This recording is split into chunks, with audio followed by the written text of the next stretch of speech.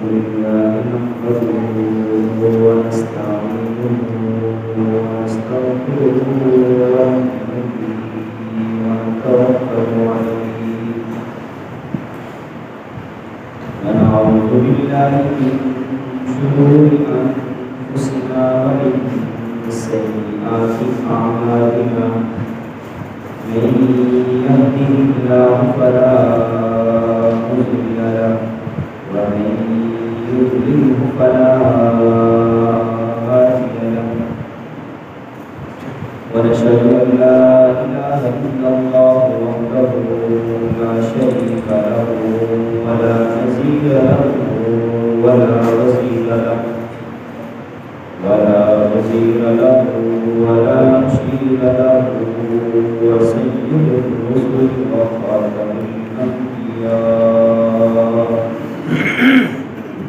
ألم يجدك يتيما فآوى صدق الله النبي الكريم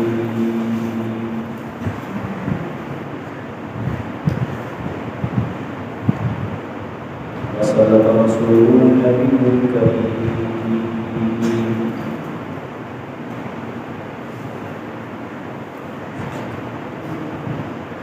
اللهم صل على محمد وعلى آل محمد كما صليت على إبراهيم وعلى آل إبراهيم إنك حميد مجيد اللهم بارك على محمد وعلى آل محمد كما باركت على إبراهيم وعلى آل إبراهيم إنك حميد مجيد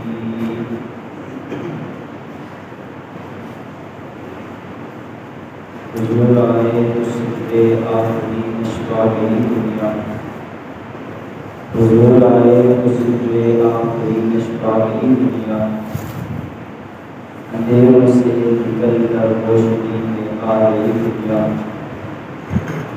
صبح چلوں کا سنگ قرار مجھے چلوں پہ نور آیا صبح چلوں سے سنگ قرار مجھے چلوں پہ نور آیا حضور آئے انسانوں کو جینے کا شعور آیا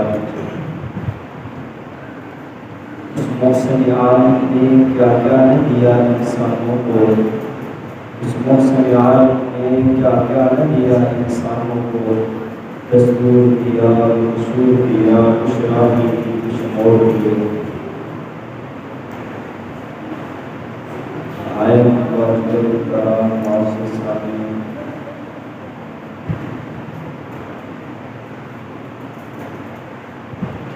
آج روز جمعہ بخاری 12 ربیع الاول شریف ہے اسی مناسبت سے آپ کے سامنے چند باتیں رکھی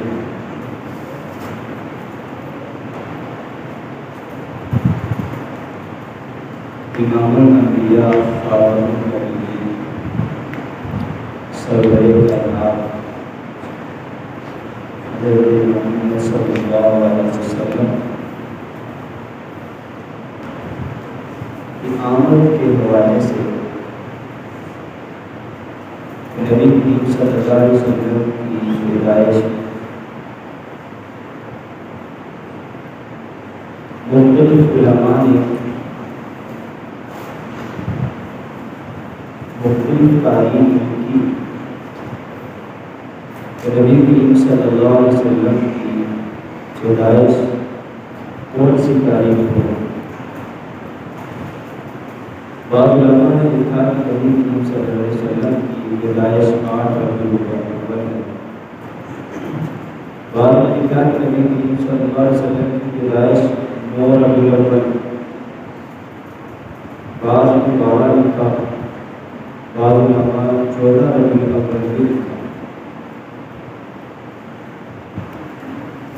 لیکن اس کے بعد اس بات کو علماء سے اتفاق ہوا کہ مستند روایات سے یہ ثابت ہوتا ہے کہ نبی صلی اللہ علیہ وسلم کی پیدائش 9 ربیع الاول ہے۔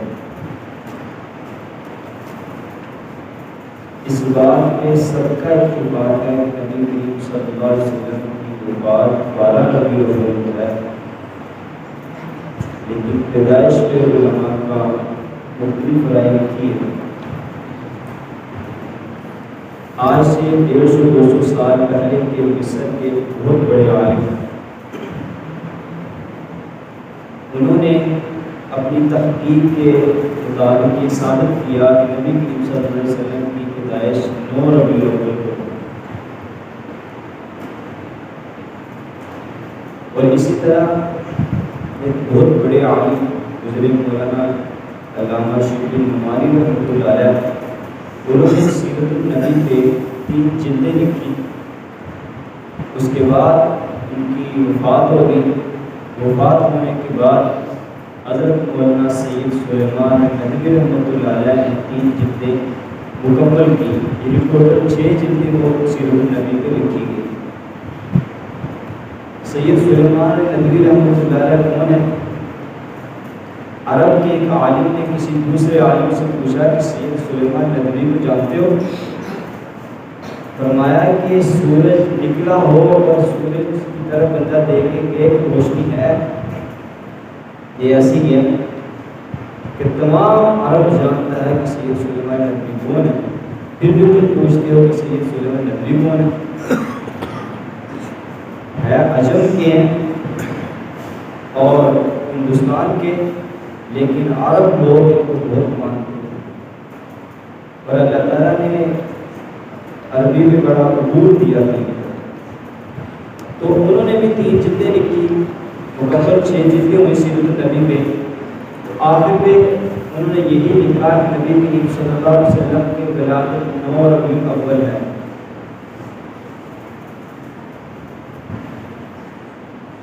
نبی کریم صلی اللہ علیہ وسلم کی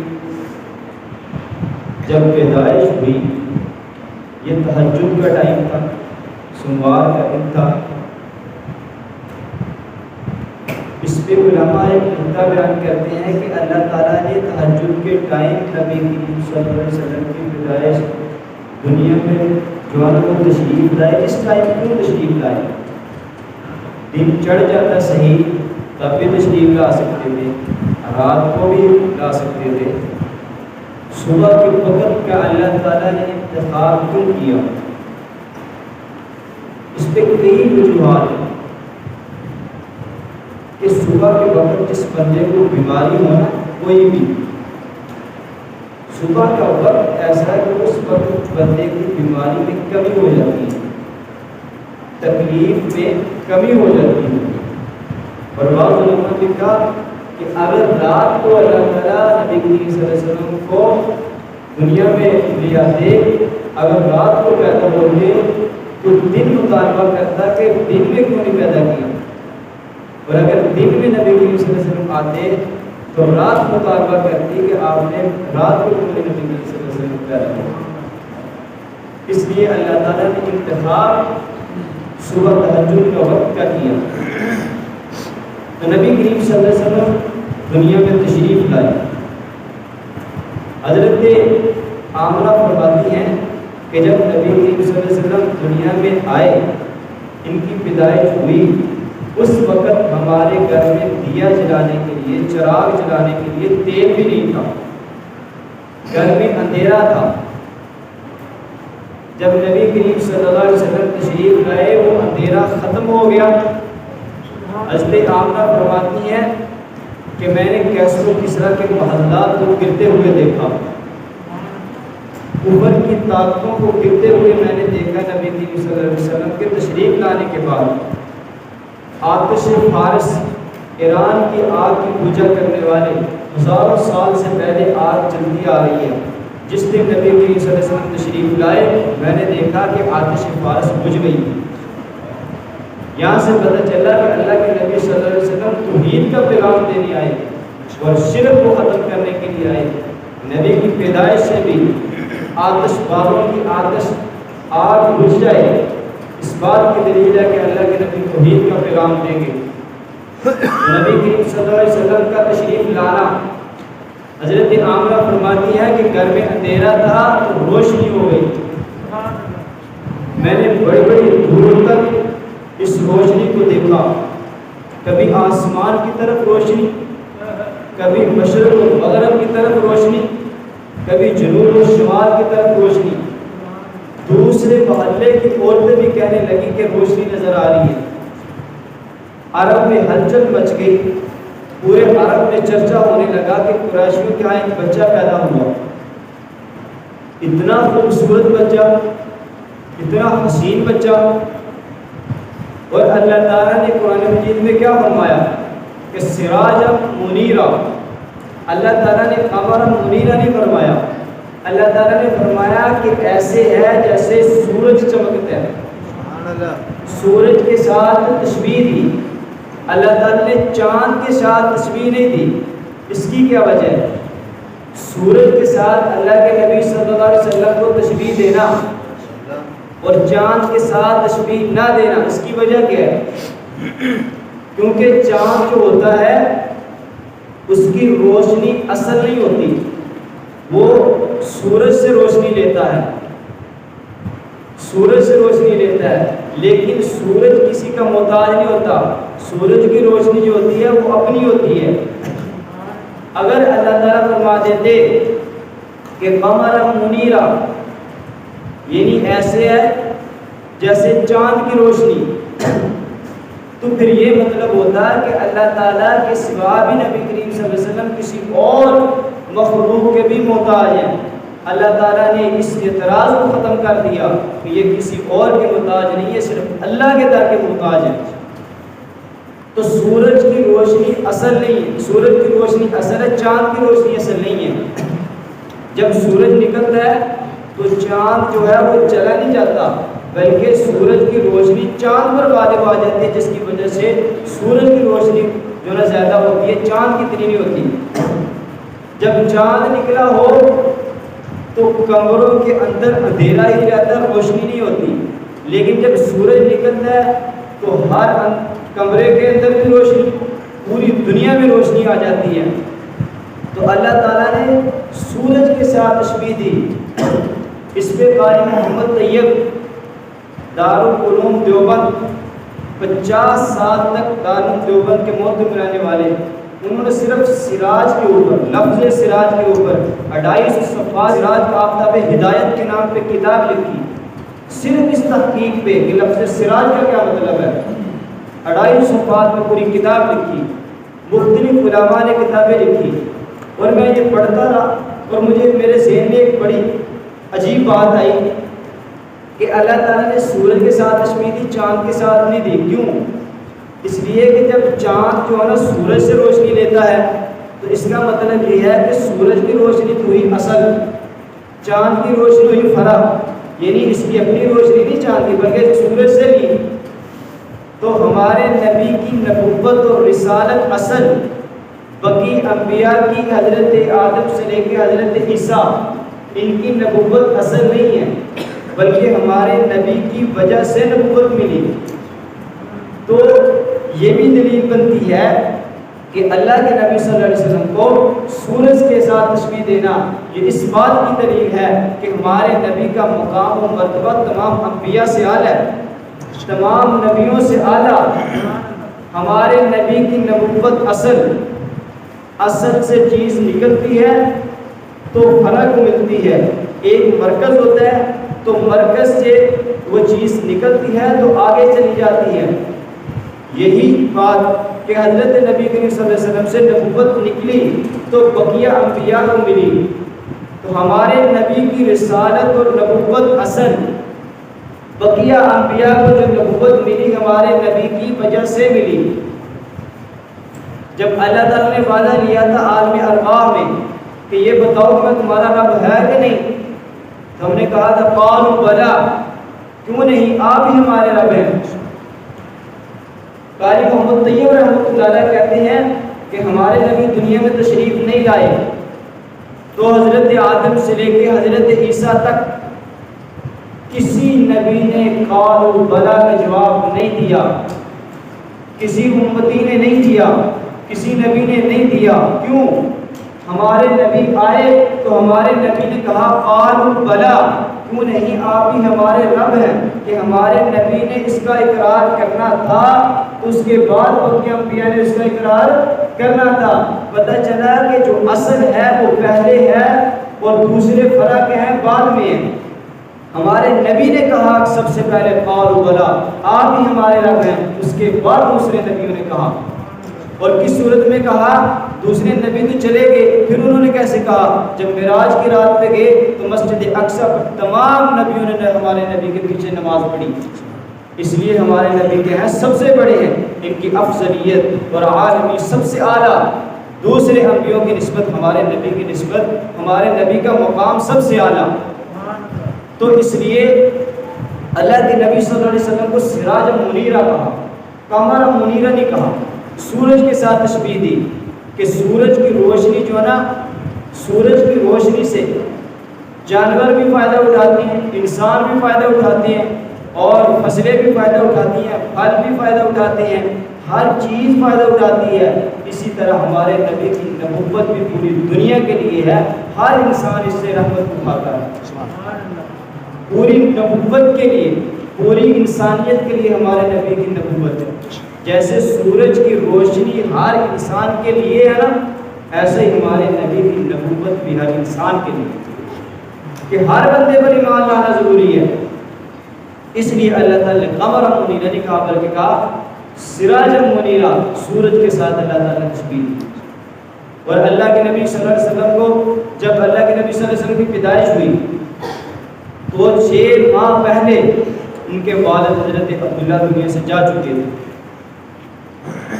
اب جب پیدا ہوتے، عرب میں یہ بات رواج مشہور تھا کہ جو بھی بچہ پیدا ہوتا تو اس علاقے سے باہر کی دائیاں آتی، وہ بچے کو اٹھا کے لے جاتی، انہوں نے دودھ پلانا تھا، پھر ان سے جو ہے نا وہ معاوضہ لیتی، جن کا بچہ ہوتا تھا ان سے پیسے وغیرہ کوئی مال وغیرہ لیتی، بچہ لے جاتی۔ وہ یہ تھا کہ جو بچہ باہر جائے گا، باہر کی ہوا لے گا، اچھا ماحول ملے گا، تو اس لیے بچہ جو ہے قداور ہوگا۔ اب مختلف دائیاں آئیں، مختلف دائیاں آتی رہیں۔ جب یہ بچہ حضرت نبی کریم صلی اللہ علیہ وسلم دنیا میں تشریف لائے تو حضرت عبد المطلب لے کر گلیوں میں جاتے، اور کوئی دیکھتا تو کہتا یار اتنا بچہ خوبصورت، کوئی دیکھتا تو کہتا ہے اس طرح رخسار اتنا خوبصورت، کوئی دیکھتا تو کہتا ہے کہ اس کا سر کتنا خوبصورت، کوئی کہتا ہے کہ اس کی آنکھیں کتنی خوبصورت، ہر قسم کی تعریف کی۔ وہ عربی میں محمد اسے کہتے ہیں کہ جس کی تعریف ہو چکی، عربی میں محمد اسے کہتے ہیں کہ جس کی تعریف ہو چکی، اس میں مفعول کا صیغہ کہ جس کی تعریف کرنے کی ضرورت نہیں، جب ہم نے محمد کہا تو تعریف ہو گئی، محمد کا لفظ بولنے سے نبی کریم صلی اللہ علیہ وسلم کی تعریف ہو گئی۔ تو جب سب لوگوں نے تعریف کی تو عبد المطلب نے کہا اس کا نام محمد رکھا جائے، تو اس کا نام محمد رکھ دیا گیا۔ مختلف دائیاں آتی رہی، انہوں نے کہا کہ اس کا والد کدھر ہے؟ کیا والد تو دنیا سے چلا گیا؟ کیا پھر ہم نے اس کو لے کے جاتے، یہ تو یتیم بچہ ہے۔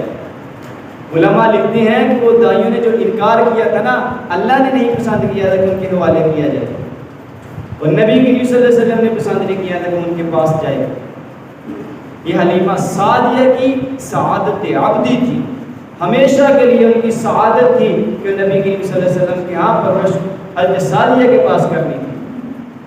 حلیمہ سعدیہ آئی جس کی سواری کمزور باہر سے علاقے سے آئی، تو حلیمہ سعدیہ نے اپنے خامد سے کہا کہ وہ تو یتیم بچہ ہے، تو اس کے خامد کہنے لگے کہ وہ بچے کو لے آؤ۔ جب وہ آئے تو انہوں نے کہا یہ تو یتیم بچہ، علم یجد کا یتیما فآویٰ، اللہ تعالیٰ کہتے ہیں ہم نے آپ کو یتیم پیدا کیا اور اس کے بعد فآویٰ، آپ کو عظمتیں بھی دی، برکتیں بھی دی، آپ کو ایسا ٹھکانہ دیا کہ دنیا یاد رکھے گی کہ محمد کے تابعدار کون۔ تو ساری دائیں چلی گئی، حضرت حلیمہ سعدیہ اس کے خامد کہنے لگے اس بچے کو اپنے پاس رکھو، جو بھی آتا وہ حیران ہو جاتا کہ یہ بچہ کیسا ہے۔ جب اس بچے کو جس سواری پہ حلیمہ سعدیہ لینے کے لیے آئی، اس سواری پہ نبی کریم صلی اللہ علیہ وسلم کو بٹھایا، حضرت حلیمہ سعدیہ کو اٹھایا، پیچھے بیٹھی، آگے ان کے خامد بیٹھے، اب سواری نہیں اٹھ رہی، اس کو اٹھائیں لیکن سواری اٹھی نہیں رہی۔ تو عبد المطلب سے پوچھا، دادا سے پوچھا کہ یہ سواری تو چل نہیں رہی. انہوں نے کہا ایسا نہیں ہو سکتا کہ تم آگے بیٹھو اور پوری انسانیت کا نبی وہ پیچھے بیٹھے. ان کو آگے بٹھاؤ، سب سے سواری پہ سواری کے سب سے آگے بیٹھے تو سواری اس وقت اٹھ پڑی. وہ اتنی کمزور سواری کہ جب آئی دوسری دائیں نے دیکھا کہ جب یہ آئی تھی تو ہم سے 1 دن پہلے چلی تھی اور 2 دن بعد پہنچی تھی، لیکن جب بچہ بیٹھا ہے اتنی تیز سواری کہ ہم سے آگے نکل گئی، اتنی تیز سواری ہو گئی. اس سواری کو کیا ہو گیا؟ حلیمہ تو نے سواری نہیں لے لی. کہتی نہیں، سواری بھی وہی ہے اور حلیمہ بھی وہی ہے، اس کا خامد بھی وہی ہے، لیکن سوار بدل گئے. سوار کی بدلنے کی وجہ سے سواری بھی تیز ہو گئی. تو حضرت حلیمہ کے گھر جب گئے، اب حضرت حلیمہ کا ایک اور بچہ تھا، اس کی بھی پرورش کر رہے تھے، جو دودھ شریف بچہ تھا. تو حضرت نبی کریم صلی اللہ علیہ وسلم دائیں سائڈ سے وہ دودھ جو ہے نا حضرت حلیمہ کا لیتے. جب بائیں سائڈ پہ حضرت حلیمہ نے دودھ پلانے کے لیے لگایا تو انہوں نے نبی کے دودھ نہیں پیا. علماء لکھتے ہیں اس لیے ان کے اس سائڈ سے دوسرے بچے ایک اور تھے جو دودھ پیتے تھے، اور اگر نبی کریم صلی اللہ علیہ وسلم بائیں سائڈ سے دودھ پیتے تو قیامت کے دن یہ کوئی اعتراض کر سکتا تھا. اس نے تو اپنے بھائی کے دائیں سائڈ سے دودھ پیا تھا. نبی کی چھوٹے ہوتے وقت شعور نبوت ادا کر دیا جاتا ہے، اس لیے نبی کریم صلی اللہ علیہ وسلم نے چھوٹے بچے ہوتے وقت بھی یہ خیال کیا کہ یہاں سے میرا بھائی دودھ پیتا ہے، میں نے دائیں سائڈ سے پینا ہے، بائیں سے نہیں پینا. سبحان اللہ. حضرت شیمہ نبی کریم صلی اللہ علیہ وسلم کی سگی بہن کوئی نہیں تھی، لیکن حضرت شیمہ وہ تھی جو رضائی بہن تھی. حضرت سعدیہ کی سگی بیٹی تھی. وہ فرماتی ہے میں نبی کریم صلی اللہ علیہ وسلم کو اٹھا کے لے جایا کرتی باہر، ان کو کھلاتی. کہتی ہم باہر بیٹھتے چارپائی پہ تو سورج آتا، سورج نکلتا تو روشنی جب پڑتی اس کی تپش، تو میں کیا نظارہ کیا دیکھتی ہوں کہ جو چارپائی اس کے اوپر سورج کی تپش نہیں ہوتی تھی، ایک بادل آ جاتا جس کی وجہ سے سایہ رہتا اور نبی کریم صلی اللہ علیہ وسلم کے آس پاس بھی جو دھوپ نہیں آتی. کہتی میں نے چھوٹی عمر میں یہ دیکھا، جب 2.5-3 سال کی عمر میں. کہتے ان کو باہر لے جاتی بکری چرانے کے لیے، تو جو بھی گزرتا وہ بیٹھ کے دیکھتا. حضرت شیمہ کہتی میری طرف بعد میں لوگ دیکھتے، وہ بھی بچی تھی لیکن محمد صلی اللہ علیہ وسلم کی پہلی طرف دیکھتے. کہتے جب دیکھتے کو راہ گزرتا تو کہتے اتنا خوبصورت بچہ آیا کہاں سے؟ کو بکری چرانے والا گزرتا، کہتے یہ بچہ آیا کہاں سے؟ تو کہتے جب یہ گھر میں تھے نبی کریم صلی اللہ علیہ وسلم حضرت حلیمہ کے جو ان کے پاس بکری تھی، اس کے تھنوں میں دودھ ہی نہیں تھا، لیکن جب سے نبی کریم صلی اللہ علیہ وسلم آیا اتنا بکری دودھ دے رہی ہے کہ گھر کے برتن بھی بڑھ جاتے ہیں اور ہمسایوں کے برتن لے کے وہ بھی بڑھ جاتے ہیں اور محلے کے لوگ بھی دودھ لے کے جاتے ہیں، تب بھی ختم نہیں ہوتا. سبحان اللہ. کہتے ہیں حلیمہ تو نہیں بکری کو کون سا دودھ پلاتی ہے جو نہ چارہ ڈالتی ہے، ہمیں بھی وہ بتا، ہم بھی وہ چارہ بکری کو ڈالیں، ہماری بکری بھی اتنا دودھ دے. فرمایا کہ یہ چارے کی بات نہیں ہے، یہ اس محمد کی بات ہے. اس کی وجہ سے بکری کے تھنوں میں دودھ اتنا آیا کہ ہم سب سے زیادہ دودھ یہ بکری دیتی. نبی کریم صلی اللہ علیہ وسلم کی اتنی برکتیں. حضرت شیمہ فرماتی ہے کہ میں دیکھتی ہوں کہ اتنا خوبصورت بچہ میں نے نہیں دیکھا. اور جب وہ کیا ہی حضرت شیمہ ہوگی کہ جس نے 3 سال تک نبی کی زیارت کی ہوگی، وہ کیا ہی لوگ ہوں گے کہ جنہوں نے پوری زندگی نبی کریم صلی اللہ علیہ وسلم کے چہرے انور کو دیکھا ہو. ان کا مقام اور مرتبہ ان کے پاؤں میں پہننے والی جوتی سے نیچے لگنے والی مٹی سے جو ہے نا وہ ہم سے بہتر ہے، اس لیے کہ انہوں نے نبی کی زیارت کی. نبی کے ساتھ نسبت مل جانا یہ بہت بڑی چیز ہے. حضرت شیمہ فرماتی ہیں کہ جب یہ نبی کریم صلی اللہ علیہ وسلم کو یتیم پیدا کرنا یہ اس بات کی دلیل تھی. علماء نے لکھا کہ کل کو کوئی یتیم اور جو ہے نا مسکین بچہ یہ نہ کہتا کہ ہمیں تو اللہ تعالیٰ نے یتیم پیدا کیا، ہم تو جو ہے نا غریب لوگ ہیں، اللہ تعالیٰ نے یہ نبی کریم صلی اللہ علیہ وسلم کو 2 جہان کے سردار کو یتیم پیدا کر کے یہ بتا دیا کہ یتیموں تم غریب لوگو، تم اس بات کی فکر نہ کرنا کہ ہم غریب ہیں، قیامت کے دن سب سے پہلے جنت میں جانے والے غریب طبقہ ہوگا. سبحان اللہ. اللہ تعالیٰ نے اپنے نبی کو جس کے لیے پوری انسانیت بنی، جس کے لیے پوری دنیا بنی، اس کو غریب کر کے بتا دیا۔ اور بعد میں فرمایا جب نبی کی نبوت جوانی میں پہنچی، جب نبی کی نسبت جوانی میں آئے اور جب تمام صحابہ عرب میں اسلام پھیل گیا، اس وقت جب قرآن نازل ہوتا تو قرآن میں اللہ تعالیٰ نے فرمایا الم یجدک یتیما فآویٰ، اے محمد اس وقت کو یاد کیجیے کہ جب ہم نے آپ کو یتیم پیدا کیا تھا اور آپ کو یتیمی سے آپ کو عظمتوں کی طرف لے آئے۔ آج پورے عرب میں پوری دنیا میں اسلام پھیل گیا اور جن لوگوں نے آپ پر ایمان لائے آپ پہ کٹ مر جانے کے لیے تیار ہیں اور آپ سے پیچھے ہٹنے کے لیے تیار نہیں۔ وہ صدیق عمر، صدیق ابو بکر، سیدنا صدیق اکبر کے جس نے گھر کا سارا سامان نبی کریم صلی اللہ علیہ وسلم پہ لٹا دیا، فاروق اعظم جو نبی کریم صلی اللہ علیہ وسلم کے ایک اشارے کا انتظار کرتے تھے، وہ سیدنا عثمان غنی رضی اللہ تعالیٰ عنہ کہ جس نے بھی نبی کریم صلی اللہ علیہ وسلم سب کچھ لٹا دیا۔ حضرت علی کو دیکھو، حضرت معاویہ کو دیکھو کہ جس نے 62 لاکھ مربع میل زمین پہ اسلام کا پرچم لہرا دیا، اور جس کی بشارت نبی نے دی کہ میرا ایک عرب پانیوں کی تہ میں جو اسلام پہنچائے گا وہ جنتی ہوگا۔ تو حضرت ام ہانی کہتی ہے کہ میں نے دیکھا اس روایت کو لے کے حضرت امیر معاویہ کے پاس میں جب پہنچی تو میں نے دیکھا اللہ کے نبی سے کہا کہ اے اللہ کے نبی میرے لیے بھی دعا کریں، اس لشکر میں میں بھی شریک ہو جاؤں جو پانی کی تہ میں اور امریکہ کو چیر کر وہ اندر چلا جائے، اسلام کا پرچم لہرائے، میرے لیے بھی دعا کریں کہ میں بھی اس لشکر میں شریک ہو جاؤں۔ نبی کریم صلی اللہ علیہ وسلم نے ان کے لیے دعا کی۔ ام ہانی کہتی ہے کہ میں اس میں شریک ہو گئی، اس میں شریک ہوگی، میں دیکھتی ہوں کہ وہ لشکر کون ہے، اس لشکر کا جو سب سے سپہ سالار تھا حضرت امیر معاویہ تھا، جو اسلام کا پرچم لے کر جو ہے نا اسلام کا پرچم لہرایا اور کفر کی جو ہے نا چیخیں نکال دی۔ سب سے زیادہ حضرت معاویہ، ایک انگریز نے 22 جلدوں میں کتابیں لکھی، فرمایا کہ اس دنیا میں سب سے زیادہ حکومت کرنے والا، اسلام پھیلنے والے جس شخص کی حکومت میں ہوا وہ امیر معاویہ تھا۔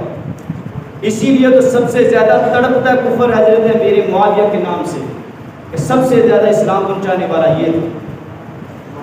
جنگ حنین کے موقع پر حضرت شیمہ کہتی ہیں کہ جب ہمیں قید کر کر لایا گیا، یہی جو نبی کریم صلی اللہ علیہ وسلم کو کھلایا کرتی تھی کہ 6000 آدمی بھی قید ہو کر آئے اور 12000 بکریاں بھی آئی۔ جب نبی کریم صلی اللہ علیہ وسلم کے پاس آئے تو حضرت شیمہ کہتی ہیں کہ میں نے کہا کہ میری ملاقات نبی کریم صلی اللہ علیہ وسلم سے کروا دو۔ تو صحابہ نے پوچھا کہ کون نبی کریم صلی اللہ علیہ وسلم کی کیا لگتی ہے؟ فرمایا کہ نبی کی میں بہن ہوں۔ نبی کریم صلی اللہ علیہ وسلم کے پاس گئے، فرمایا کہ یا رسول اللہ آپ کی بہن ہے یہ؟ فرمایا میری تو کوئی بہن ہی نہیں ہے۔ اللہ کے نبی صلی اللہ علیہ وسلم نے فرمایا کہ بلاؤ ان کو۔ جب بلایا گیا اللہ کے نبی صلی اللہ علیہ وسلم نے تعارف پوچھنے سے پہلے اپنی نبوت والی چادر بچھا دی۔ سبحان اللہ۔ عورتوں کی عزت سیکھنی ہے تو ہمارے نبی سے سیکھو، یورپ سے نہ سیکھو۔ نبی کریم صلی اللہ علیہ وسلم نے ہر ایک کا حقوق بتایا، جتنی عزت اسلام نے عورت کو دی ہے کسی اور مذہب نے نہیں دی ہے۔ نبوت والی چادر بچھا دی اور بعد میں پوچھا کہ تیرا نام کیا ہے، تو کہاں سے آئی ہے؟ حضرت شیمہ نے فرمایا آپ یاد کریں اس دن کو کہ جب آپ چھوٹے تھے اور آپ کو میں لوری دیا کرتی تھی، آپ کو لوری دیا کرتی، آپ کو اشعار پڑھ پڑھ کے لوری دیا کرتی، اس دن کو یاد کریں۔ اللہ کے نبی صلی اللہ علیہ وسلم نے دیکھا، جب حضرت شیمہ آئی تو نبی کریم صلی اللہ علیہ وسلم کو دیکھ کے رونے لگی اور آنسو نکل آئے۔ فرمایا کہ مجھے اس وقت کا انتظار تھا کہ جب میں دیکھتی تھی کہ یہ جو نا بچہ بڑا ہوگا اور سارے دنیا میں اسلام پھیلے گا اور اس کی بات جو نا اس کا ذکر پوری دنیا میں پھیلے گا۔ آج میں دیکھتی ہوں کہ آپ کے صحابہ بھی دین پھیلا رہے ہیں، آپ بھی دین پھیلا رہے ہیں، اور خوشی سے رونے لگی۔ اور فرمایا کہ اللہم ان ابقِ لنا محمدا، اس وقت جب لوری دیا کرتی تھی اور میں کہتی اللہم ابقِ لنا محمدا، اس نبی کی بات، اس محمد کی بات، میرے بھائی کی بات پوری دنیا میں پھیلا دے، اس کا ذکر پوری دنیا میں پھیلا دے، اس کا چرچا پوری دنیا میں ہو۔ سبحان اللہ۔ جب نبی کریم صلی اللہ علیہ وسلم نے اشعار کو سنا تو نبی کریم صلی اللہ علیہ وسلم کے آنسو آ گئے۔ فرمایا کہ یہ میری بہن، اور فرمایا کہ اس کی وجہ سے حضرت شیمہ فرمانے لگے میرے قبیلے کے تمام لوگ قید ہو کر آئے ہیں، میں آپ کے پاس سفارش لے کر آئی ہوں، التماس کرتی ہوں کہ میرے سارے لشکر اور قبیلے کو چھوڑ دیا جائے۔ اللہ کے نبی نے فرمایا کہ یہ میری بہن ہے، اس کی وجہ سے خامت کو چھوڑ دیا جائے، اور اس کے خامت کی وجہ سے 6000 لوگوں کو قید کیا ہوا ان کو چھوڑ دیا جائے، اور 6000 قید کیے ہوئے لوگوں کی وجہ سے جو نا 12000 بکریاں بھی ان کو دے دی جائیں۔ سبحان اللہ، سبحان اللہ۔ حضرت شیمہ فرماتی کہ میں نے اسلام پھیلتا ہوا دیکھا اور میں بڑی خوش ہوتی کہ ہم نبی کی سنت تشریف لائے تو ابو لہب نبی کے خلاف تھا، دین اسلام نہیں لایا، کلمہ نہیں پڑھا، لیکن وہ بھی کہتا تھا کہ نبی کا جو دین ہے یہ تمام دینوں کا سردار ہے۔ کفار کے منہ سے بھی نبی کے دین کی تعریف کروائی۔ اور ابو طالب جنہوں نے آخری وقت اللہ کے نبی نے کہا کہ کلمہ پڑھ لیے لیکن انہوں نے کلمہ نہیں پڑھا، پھر بھی وہ جو نبی کریم صلی اللہ علیہ وسلم کی جتنی حفاظت اس نے کی ہے کسی اور نے نہیں کی۔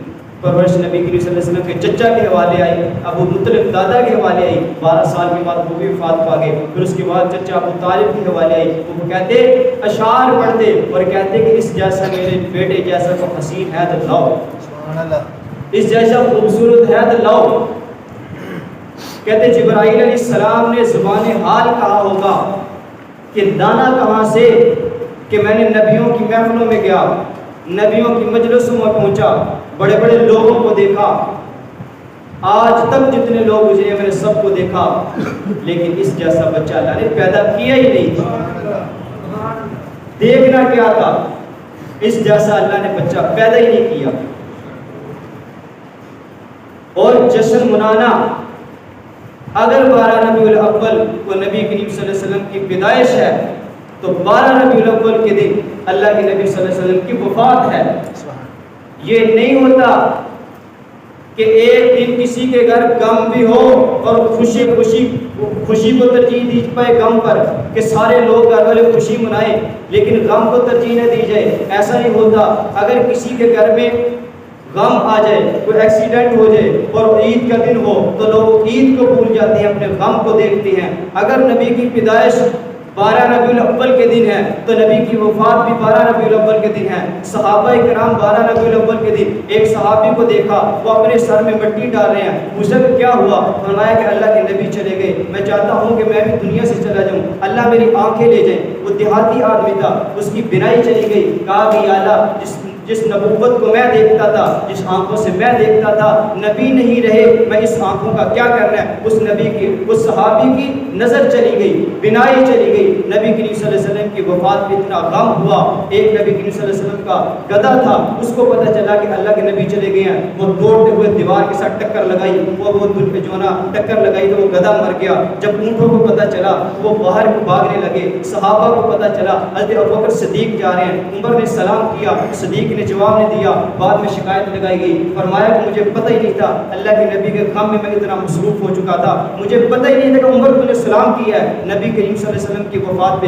غم منا رہے ہیں، لیکن آج تم اشعار بھی پڑھو گے سوائے ابلیس کے سبھی تو خوشیاں منا رہے ہیں۔ پوچھتا ہوں کہ اگر 12 ربیع الاول کے دن نبی کی وفات بھی ہے اور نبی کی پیدائش بھی ہے تو پھر تم نے پیدائش کو، نبی کی جو نا وفات کو ترجیح نہیں دی، غم کو ترجیح نہیں دی، تم نے خوشی کو ترجیح دی۔ صرف ایک دن جشن منانا، اگر جشن منانا شریعت میں جائز ہوتا، اگر جشن منانا جائز ہوتا تو نبی کریم صلی اللہ علیہ وسلم کی زندگی میں 23 سالہ زندگی میں 12 ربیع الاول آیا، جشن کیوں نہیں منایا؟ صدیق اکبر کے دور میں 2 سالہ ربیع الاول آیا، تم نے جشن کیوں نہیں؟ نبی صدیق اکبر نے جشن نہیں منایا۔ فاروق اعظم کے دور میں 10 سال ربیع الاول آیا، دور خلافت میں جشن نہیں منایا۔ حضرت عثمان غنی کے دور میں 12 دفعہ ربیع الاول آیا، دور خلافت میں جشن نہیں منایا۔ حضرت علی مرتضیٰ کے دور میں 5 دفعہ ربیع الاول آیا، جشن نہیں منایا۔ حضرت حسن کے دور میں 2 دفعہ ربیع الاول آیا، جشن نہیں منایا۔ امیر معاویہ کے دور میں 19 مرتبہ ربیع الاول آیا، جشن نہیں منایا۔ پھر آگے چلیے، تابعین کا دور دیکھیے، حضرت امام اعظم ابو حنیفہ کا دور آیا،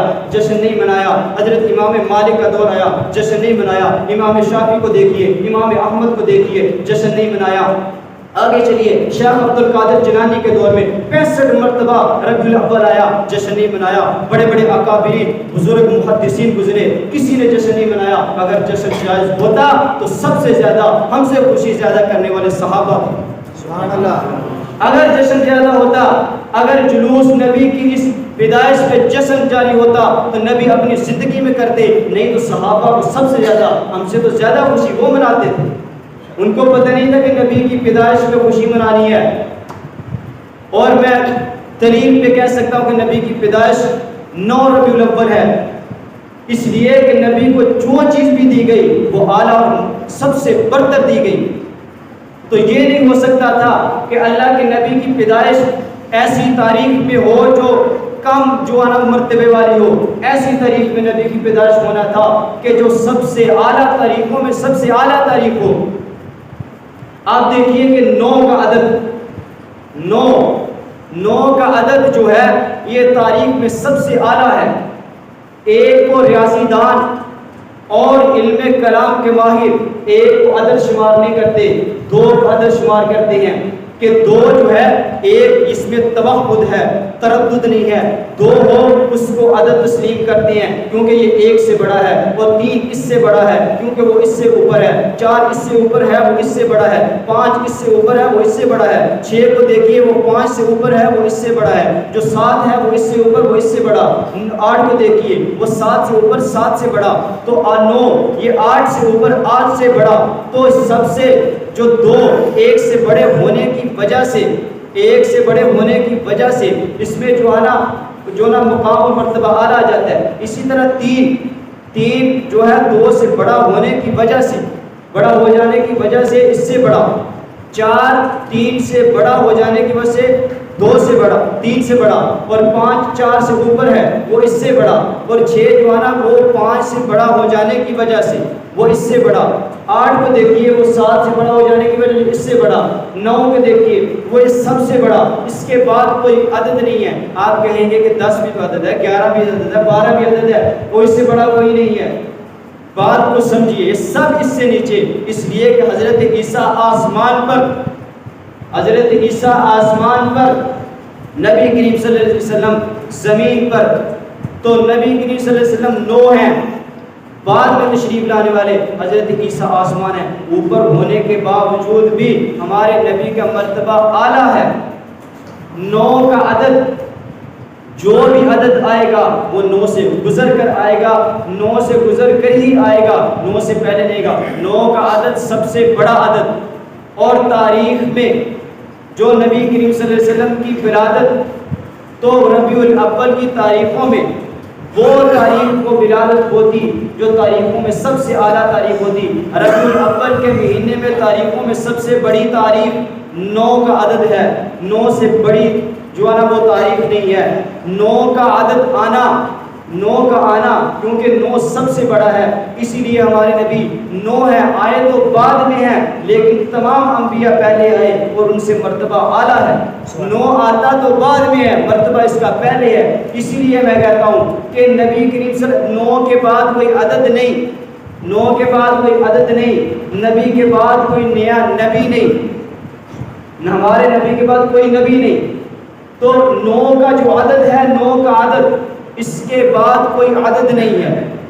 تمام انبیاء تشریف لائے، مقتدا بن کے آئے، ان کی بات ماننا ضروری، لیکن جب تمام اکٹھے ہو کے نبی کے پاس آئے تو تمام مقتدی بن گئے مسجد اقصیٰ کی صورت میں۔ تو 9 کا جو عدد یہ قوت اور طاقت میں زیادہ ہے کہ جب تمام اعداد اکٹھے ہو کر آ جائیں تو 9 کے عدد کی افضلیت اور اعظمیت پر اثر انداز نہیں ہو سکتے۔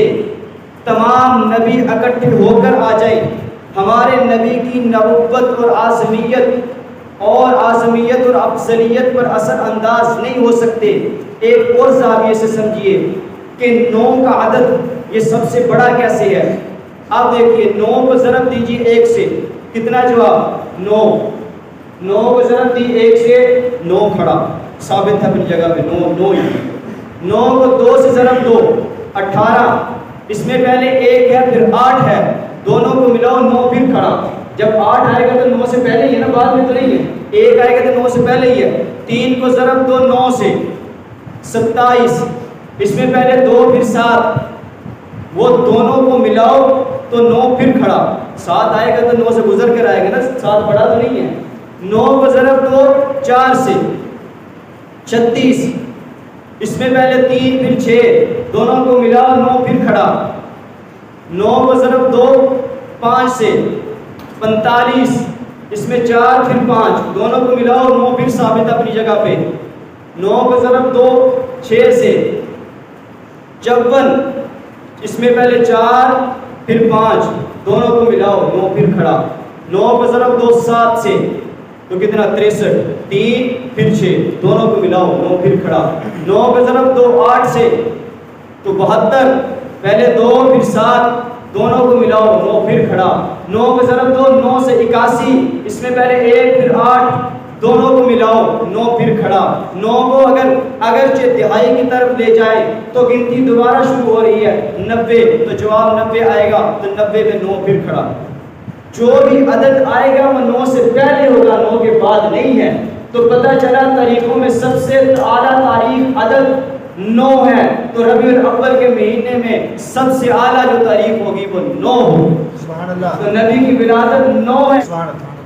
نبی کی تاریخ اللہ نے ہر چیز اعلیٰ دی, کتاب بھی اعلیٰ دی, نبوت بھی اعلیٰ دی, صحابہ بھی اعلیٰ دیے, ہر چیز اعلیٰ دی. یہ نہیں ہو سکتا تھا کہ جو تاریخ ہے, جو عدد ہے وہ اعلیٰ نہ ہو, وہ بھی اعلیٰ ہے. وہ عدد کون سا؟ 9.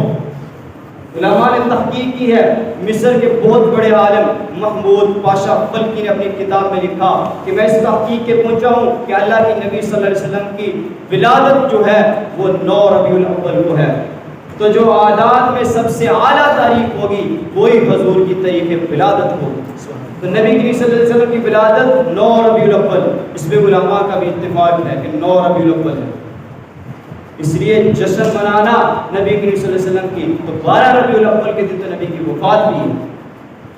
اتنا جشن نہ ہونا کہ وفات کو بھول جائے, اتنا دے کہ نبی کریم صلی اللہ علیہ وسلم کی وفات بھی ہے اللہ کے نبی صلی اللہ علیہ وسلم. اور جشن میں کیا ہوتا ہے؟ ڈھول ڈمکا ہو رہا ہے, ڈانس بھی ہو رہا ہے, ناچ بھی رہے ہیں. کیا کسی صحابی سے یہ ثابت ہے؟ رقص کرنا, ڈانس کرنا کیا یہ شریعت ہے؟ جو نبی کے روزے کی تصویر لگاتی ہیں 4 دن کے بعد گلیوں میں وہی نیچے گرتے ہیں, لوگ اوپر سے گزرتے ہیں, یہ نبی کے روزے کی توہین نہیں ہے؟ اگر یہ منانا جائز تھا کیا صحابہ اس سے محروم ہو گئے خوشی سے؟ تابعین اس سے محروم ہو گئے, ان کو پتہ نہیں تھا یہ خوشی ہے؟ ائمہ فقہا کہ جس کی بشارت نبی کریم صلی اللہ علیہ وسلم سلمان فارسی کی صورت میں دے, کیا وہ ان کو پتہ نہیں تھا کہ نبی کی ولادت ہے, جشن منانا ہے؟ ان کے مسلک کا بانی وہ 8 تاریخ کو لکھتا ہے, 8 تاریخ کو لکھتا ہے. پوری زندگی ہمارا پہاڑ میں 5 گھنٹے کا مناظرہ ہوا, اسے جشن عید میلاد النبی پہ ثابت کرو, تم نہیں ثابت کرتے. 40 مناظرہ ہوا, وہ مناظرہ بھی ہمارے حق میں ہوا, بعد میں بندوں نے فیصلہ کیا, کتاب بھی چھپ کی ہے, وہ فیصلہ ہمارے حق میں ہوا, حق میں ہوا. انہوں نے کہا, مولا ابو یعقوب قادری صاحب نے ثابت کیا کہ تمہارے مسلک کے بانی نے بھی کبھی عید میلاد النبی نہیں منائی, جشن نہیں منایا, کیک نہیں کاٹا, تم کیوں کاٹتے ہو؟ اپنے مسلک کے بانی کو تو مانو. تو شریعت میں اس کا جواز ہی نہیں ہے. جب ہے ہی نہیں تو پھر منانا کیوں؟ تو صحابہ سے ثابت کر, اللہ کے نبی سے ثابت کر, ہم آج ہی منانا شروع کریں. اللہ تعالیٰ دین پہ عمل کرنے کی توفیق عطا فرمائے, حق اور سچ کے ساتھ رہنے کی توفیق عطا فرمائے. اقول قولی ھذا واستغفر اللہ وآخر دعوانا الحمدللہ رب العالمین.